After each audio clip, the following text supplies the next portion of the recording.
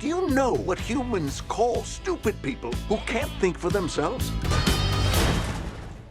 Ducks! Sheep! Alright, I want to talk about one of the most surprising movies of the year, The Sheep Detectives. So, the basic premise of the movie is that a shepherd dies and it is a murder, and his sheep are going to be the ones to solve the murder. What will we do? George loved us. He read us dozens of these stories. We shall solve the crime. Now, this isn't exactly what happens, as the sheep are intertwined with and kind of involved with the policeman who is trying to solve the crime, as well as a bunch of other people in the story. That being said though, the sheep are clearly the best part of this movie. If I could have it my way, I would have 0 people, all sheep, because they were really funny, really cute, and it just felt like they were the soul of the movie, which makes sense, that's kind of the whole point, but yeah. So one of the things I want to talk about is this idea of a winter sheep, which basically is the idea that sheep are usually born in the spring, but sometimes they can be born in the winter and they need additional care and whatnot, and they are not necessarily associated or interacting with the rest of their flock.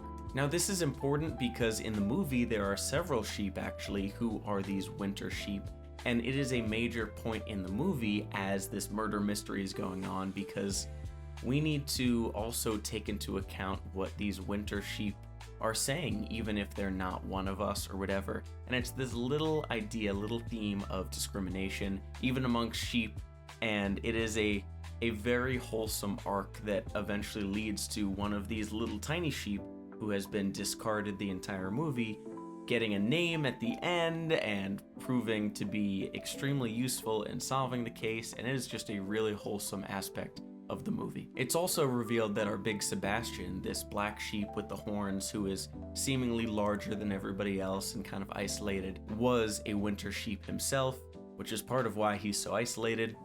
They go into how George, the shepherd, found him in the first place. He was at a carnival and forced to survive and fight these dogs. Like, not what I was expecting this movie to go down, but it proved to be a really heartfelt moment and added depth that I didn't think I was gonna get. Unfortunately, the best scene with Sebastian is when 2 of the other sheep are investigating this other side of the meadow, and they discover that another shepherd is killing his sheep for meat.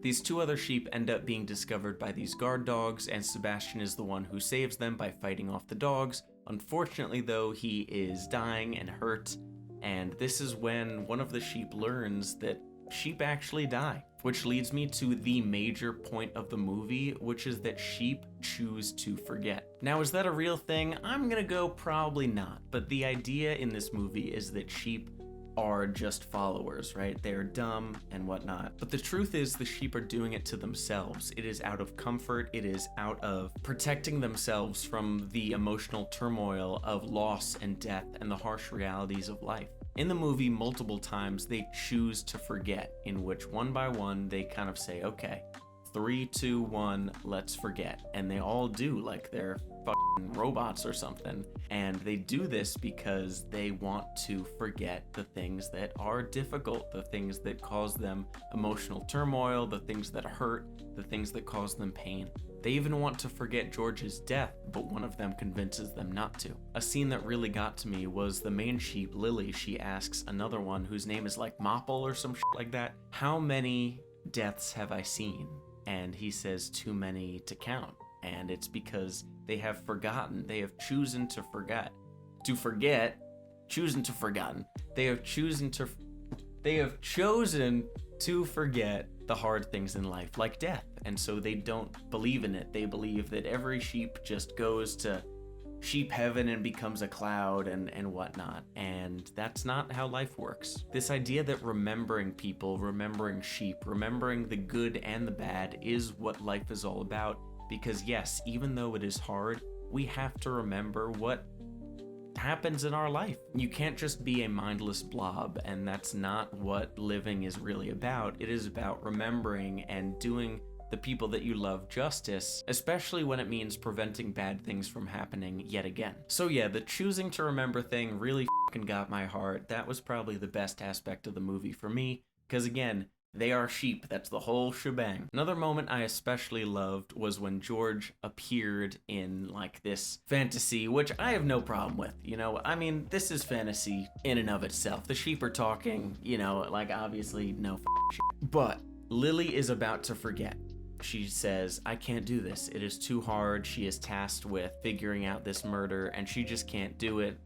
It is too emotionally harmful for her. But right before she forgets and goes back to being a blob, George comes out from the heavens, from a deep crevice of her mind, and basically tells her that, you know, she is incredibly smart, but this other sheep is wise because he chooses to remember, and that's the gift that he has, and that's what leads to her solving the case. But yeah, it was very sweet, and also this one last final moment between the two of them, and he's like kind of reaching out to pet her and she's imagining it, and it's just so, the lighting is great in that scene. It was just really wholesome. At the end there was also the cloud of Sebastian. They talk about the sheep becoming clouds and whatnot after they die, and it's just this super quick moment, but that got me as well, just really sweet and just a nice nod. And then of course it comes full circle, right? So, you know, who the fuck cares about the humans? I'm sorry, I'm not really talking about the humans. Or even the murder mystery plot. That just wasn't the most important part of the movie for me. Yes, the movie was kind of funny, and there were some nice parts, and the humans were okay, there was some good acting in it, but the sheep are what you see this movie for. So anyway, it comes full circle at the end when his daughter gets his inheritance, which is all of the sheep, and she puts on his jacket, and she starts reading to them, which is so sweet, and they're seemingly involved in the stories that she is reading, which of course is very nice. And so it's very full circle. I love it every time. I eat it up every time, and it just got me. So yeah, overall a great movie. I would say definitely take your kids, take whoever you can to see this movie. It's rated PG. It's pretty funny. The sheep are clearly the best part. There is a phenomenal voice acting cast in it. Bryan Cranston specifically is phenomenal. The actress who plays Lily, I don't know her name. I didn't know her before that, but she was great, and overall just a phenomenal movie. Really wholesome and heartwarming, and some really great messaging. I'm gonna go ahead and give this movie an 8. I think it was lacking in some areas. The plot was somewhat predictable and a little bit stale at times.